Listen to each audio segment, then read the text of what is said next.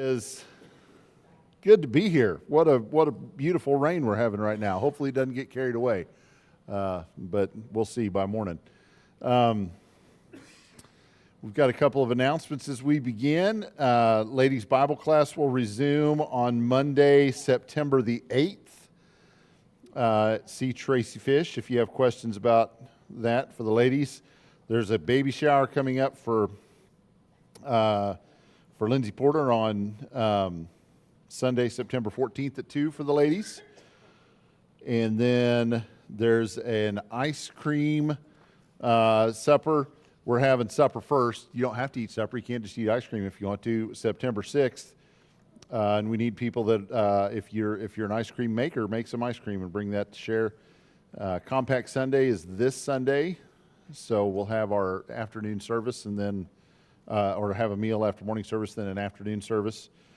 And there's also some things being collected or money being collected for Texas flood relief. If you want to donate to that, see one of the elders. And then men's breakfast coming up on September 6th also. So that's a lot of stuff coming up the next couple of weeks. So get involved. I said ladies' Bible. That's the very first thing I said.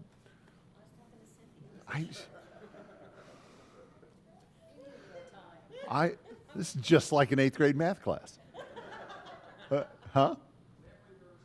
Oh, we got memory verse in the new memory verse in the in the. Oh, so I thought we did 2 weeks on the old one already. Just one? All right. Well, we'll say Romans 10:17. This one says we have a new one. We'll say Romans 10:17, and we'll introduce the new one. I'll tell you what, we're going to do them both on Sunday, so just be ready. All right. Hebrews 11:6 will be our new memory verse for Sunday. So there you go. Okay. Any other heckling that needs to take place? We're going to, huh? Oh, you want to say the memory verse? I thought we're going to. Okay. Man, we got to get on the same page. All right, so the current memory verse, Romans 10:17. So faith comes by hearing, and hearing by the word of Christ. Okay, and our new one is Hebrews 11:6. And look that one up on your own. I've got it right here. All right. All right, so we do have tonight's a little bit different. We're going to have kind of a shortened deal in here. We'll go to about 7 o'clock in here. And then at the conclusion of this portion in here, we'll have a presentation for the kids' classes and then be dismissed. And you can go down and see what the kids have been working on through their summer series that they've had. And there's going to be some snacks, which I'm excited about. And then you can talk to folks. Anybody that's wearing one of those tie-dyed shirts, you can ask them questions. And that'll be good. Any other announcements we need to make tonight? That's enough. Get right there. I'm getting that. No more. Okay. Number 624 will be our song tonight. Number 624. After this song, we'll be led in prayer.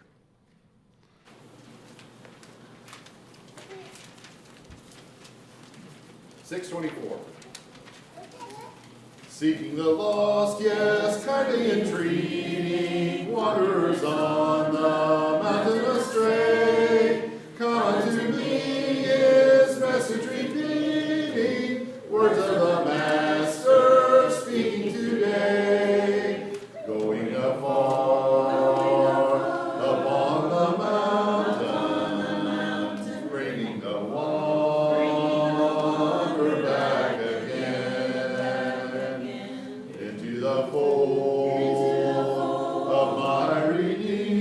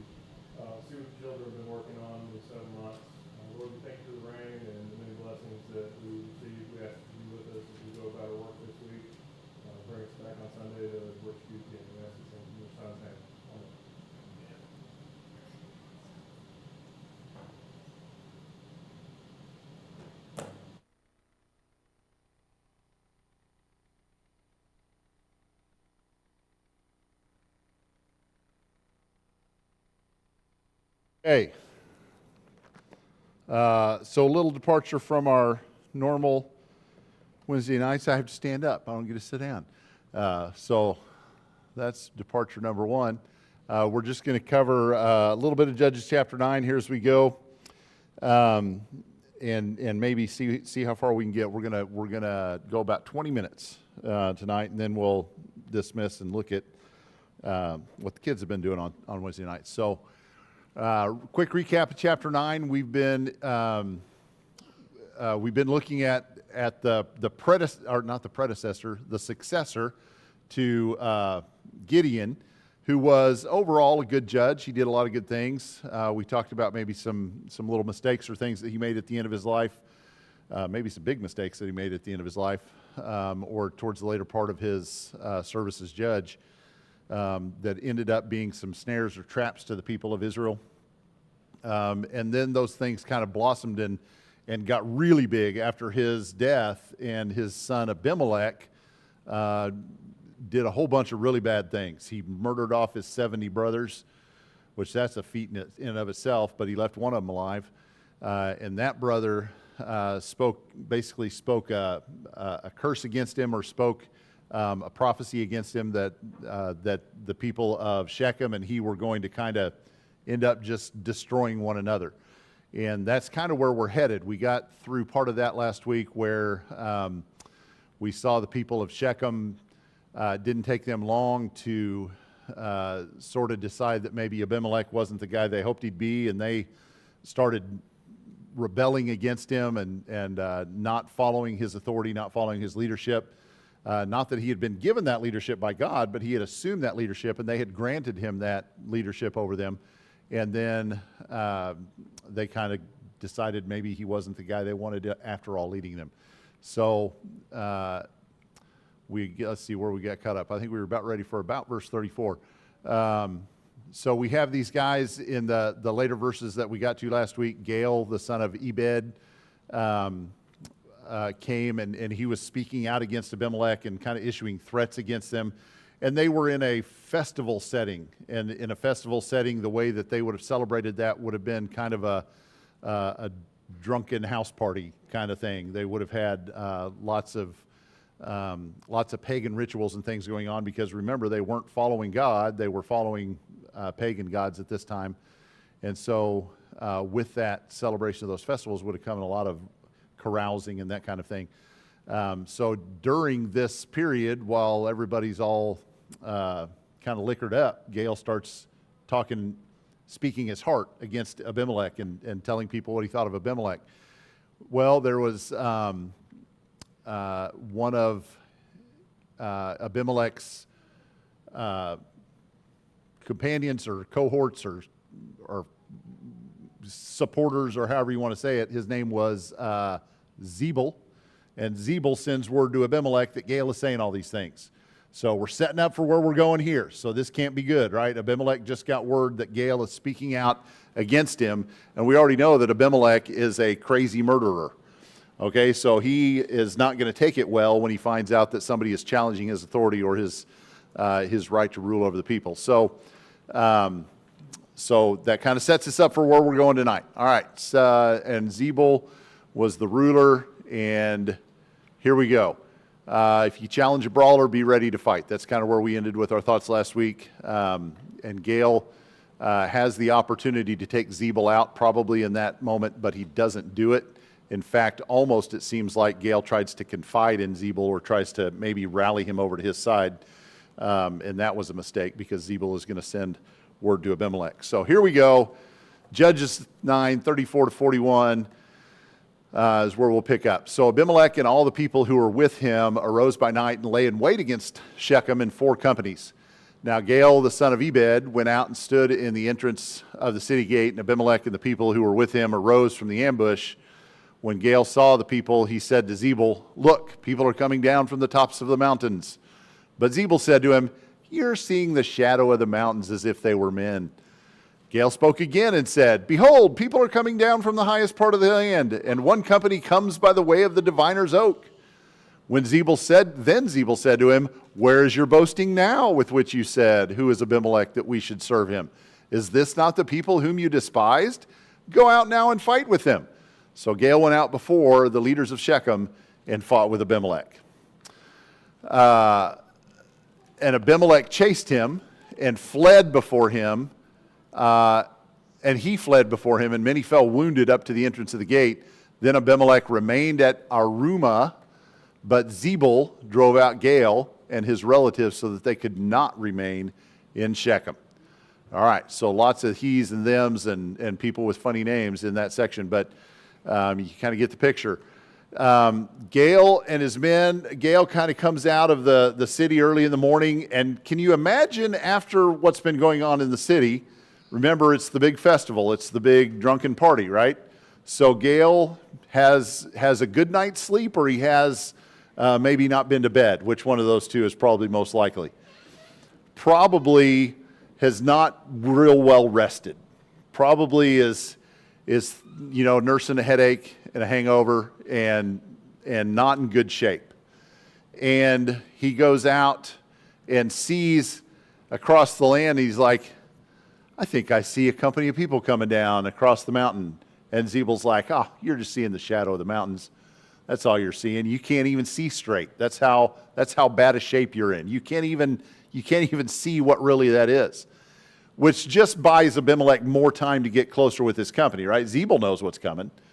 But he convinces Gaal that he's not seeing what he's really seeing. So after, it doesn't give us a time lapse, but after some period of time, a few moments maybe, or maybe a half hour later, who knows, Gaal says, no, wait, that really is a company of men coming. And Zebul then springs the trap on him. Yeah, where's your boasting now? And so Gaal rather, has been talking all night about how he's ready to take on Abimelech and how he's ready to depose him and get rid of him as ruler, and Abimelech's no good and we don't want to follow him. And now Zebul says, here's your chance.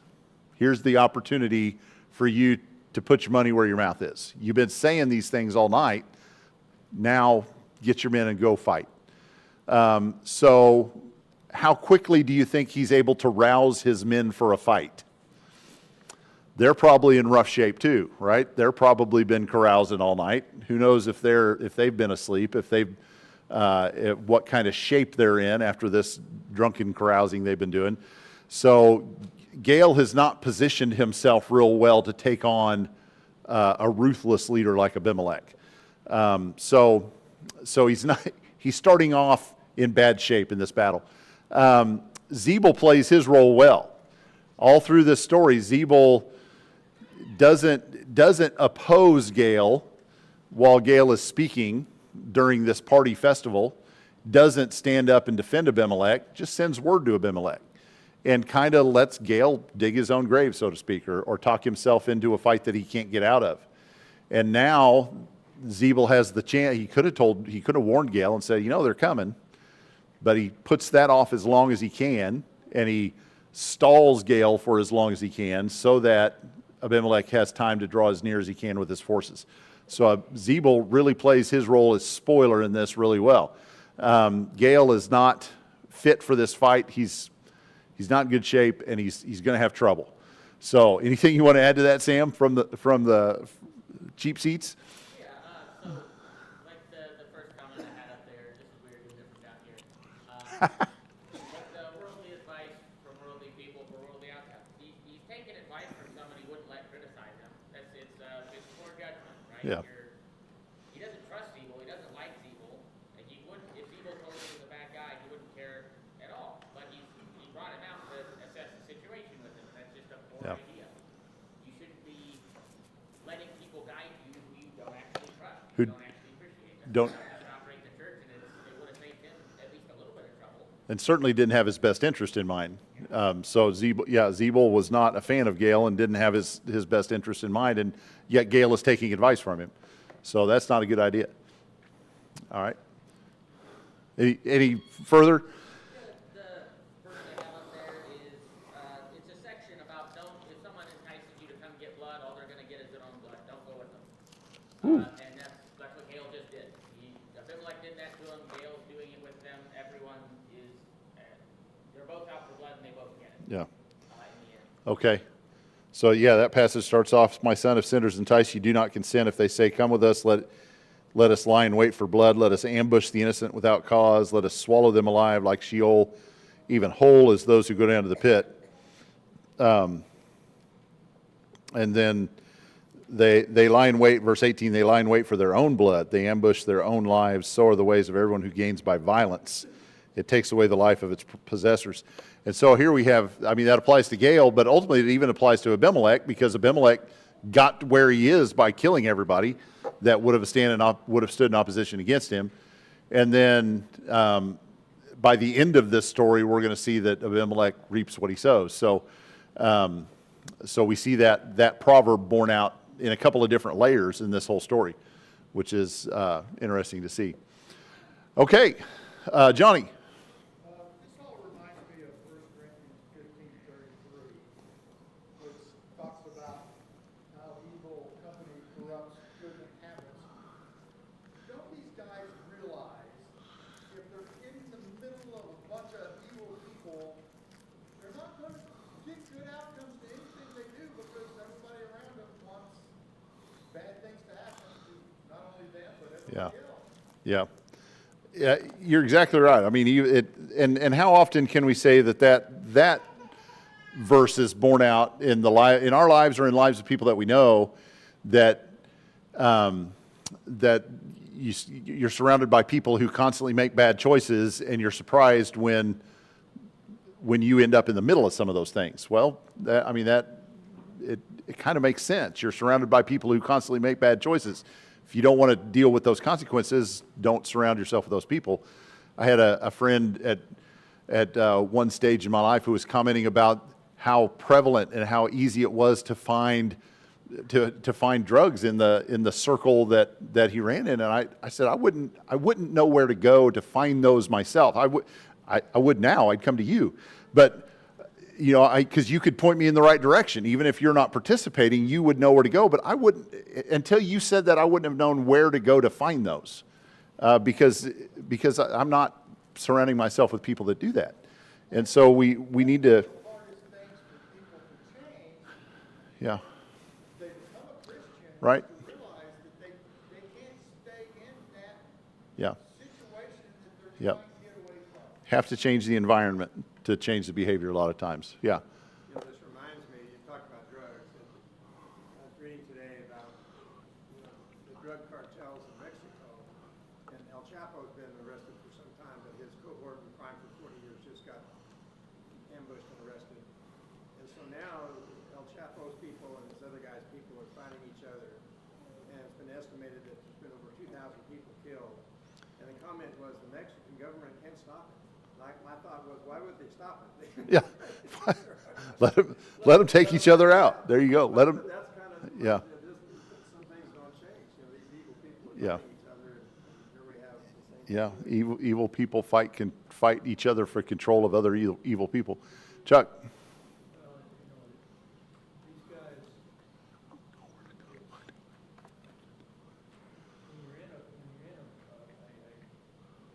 like that, I mean, everybody, you can't trust anybody, because Yeah. everybody wants to see you fail. Yeah. And if you fail, then the next guy, he's looking around because he knows that somebody's gonna try to get him, I mean, it's just Yeah. it's just a never-ending thing. These guys are just out to get what they can Yeah. get, and they're just going for Right.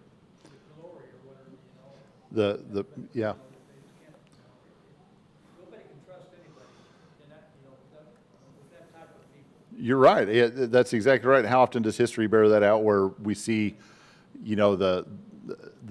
a monarchy change and they wipe out the whole family, and then that person rules for a very short time before somebody comes in and wipes out that whole family, and then it's a mafia scene. It's a worldly ruler scene. I mean, it happens repeatedly through history, and we can learn from it, just as far as how we treat people and who we surround ourselves with.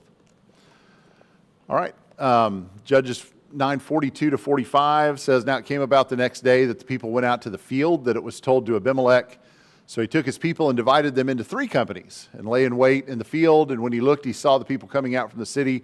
He rose against them and slew them.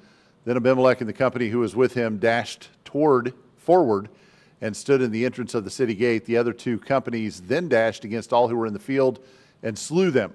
Abimelech fought against the city all that day, and he captured the city and killed the people who were in it. And then he razed the city and sowed it with salt. Okay, Abimelech wasn't done yet. So the scene is, the day before, Gael and his group of men, his army, if you will, went out and met Abimelech in battle, and it didn't go well for Gael and his men because they weren't prepared for a battle and they didn't have a big enough force, and Abimelech wipes them all out. The people of the city really didn't get involved. Remember, Zebul is the commander of the city, right? Zebul is in charge of the city itself. And he's on Abimelech's side, he thinks. And so the people of the city stay out of it. Gael and his men are wiped out. The next day, the people of the city say, well, that battle didn't last long, but hey, at least we can go work in our fields today, right? So they all go work in their fields, and Abimelech attacks them. Abimelech attacks the city of the man who sent him the message saying that these people are trying to overthrow you. What was he thinking? Why does Abimelech do this? Why does Abimelech unleash havoc upon the city that stayed out of the fight, didn't fight against him the day before, that was ruled by a guy who was on his side?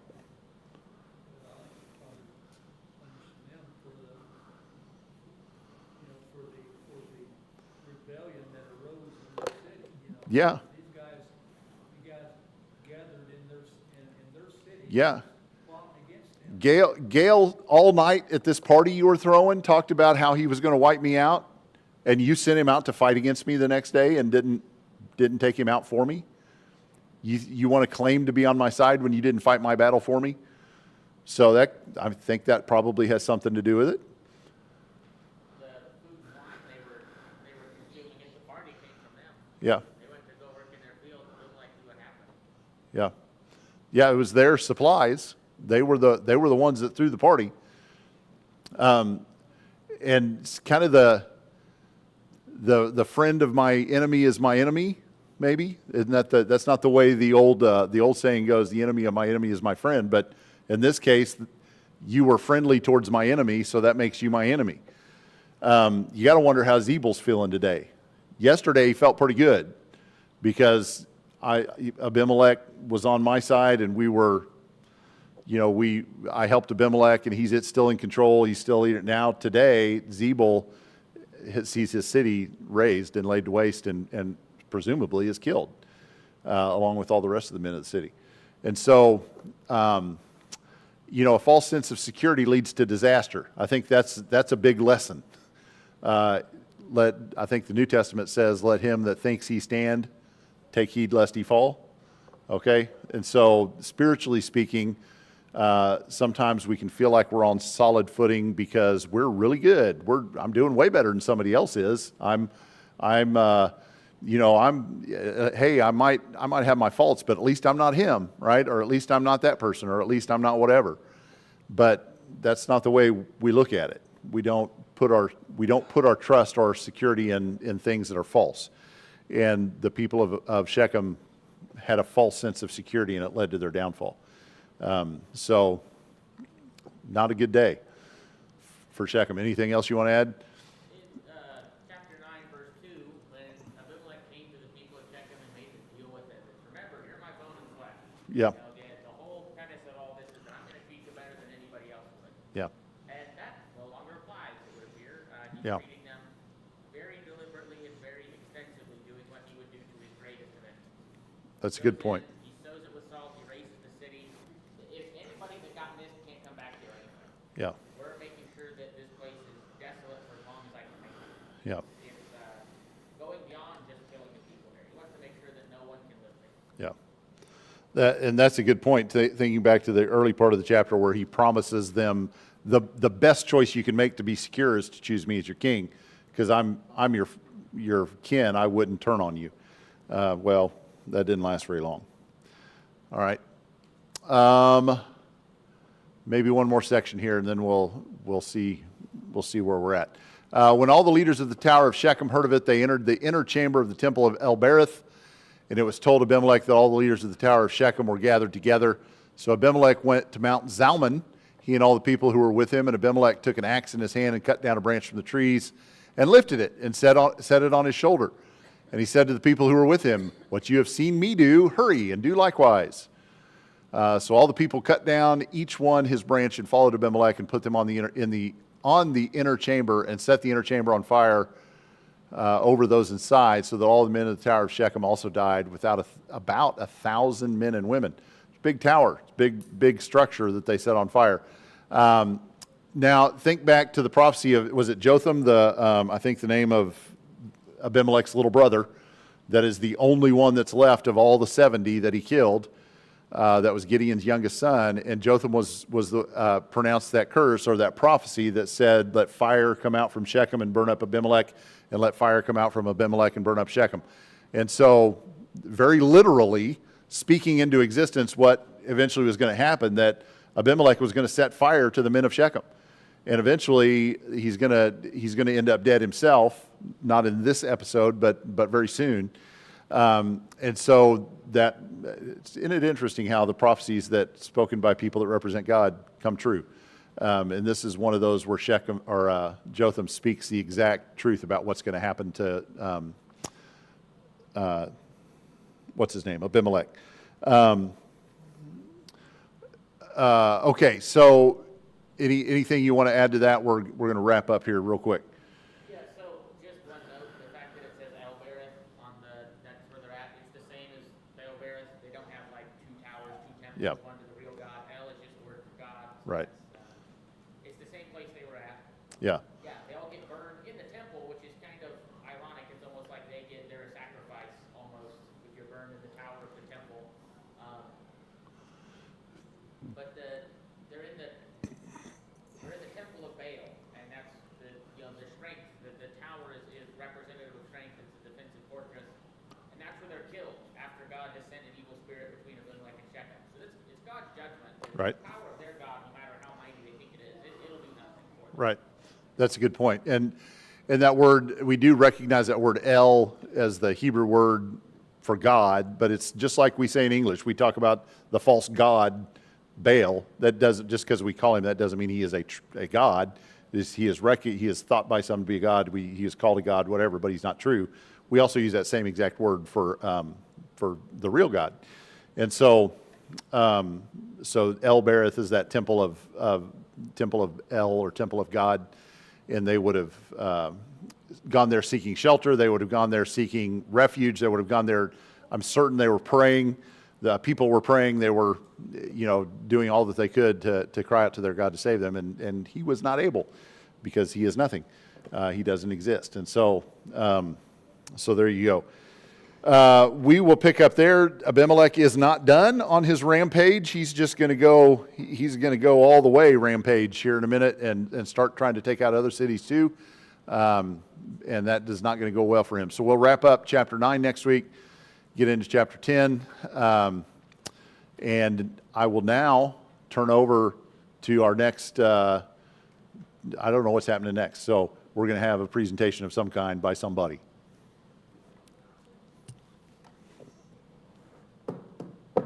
I'll just put this out of the way.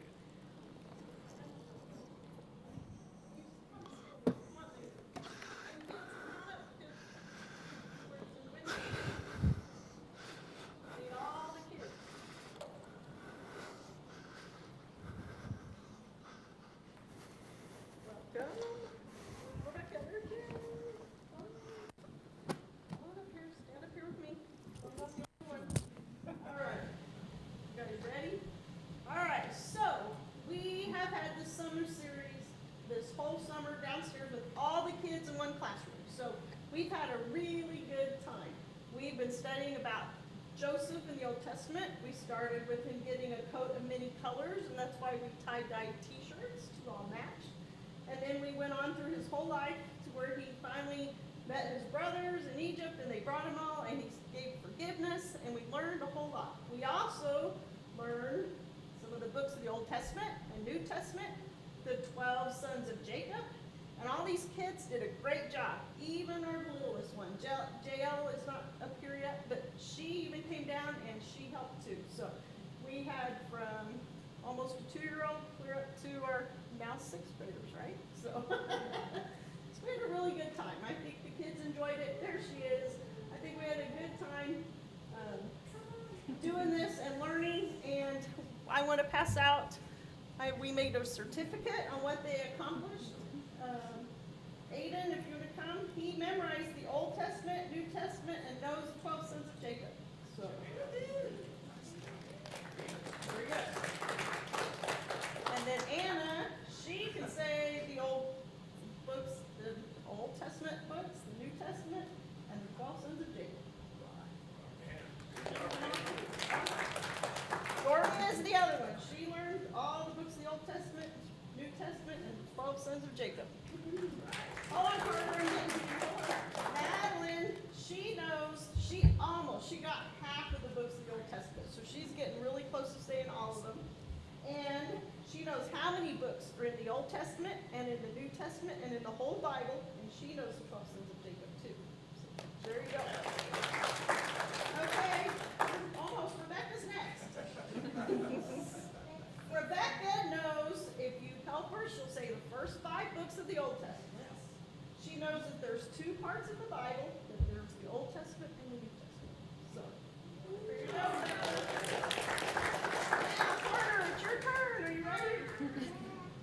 Carter is our other one. He knows, he can say the first 5 books of the Old Testament. He knows there's 2 parts of the Bible. He knows there's an Old Testament and a New Testament. He did really well. Then we have Theo, and she just participated the whole time. There you go. Yeah, that's all off. Okay, there you go. Maybe we can get Mr. Mom. So now I want to invite you. We have posters on the wall downstairs and the books of the Bible downstairs, and we brought refreshments for everybody. And we invite you to go downstairs, see what we've been practicing and doing, and then come up and get refreshments or however you want to do it. But yes, we just wanted you to know this is what we did. These are my fabulous helpers and teachers that helped me the whole summer. I couldn't have done it without them. So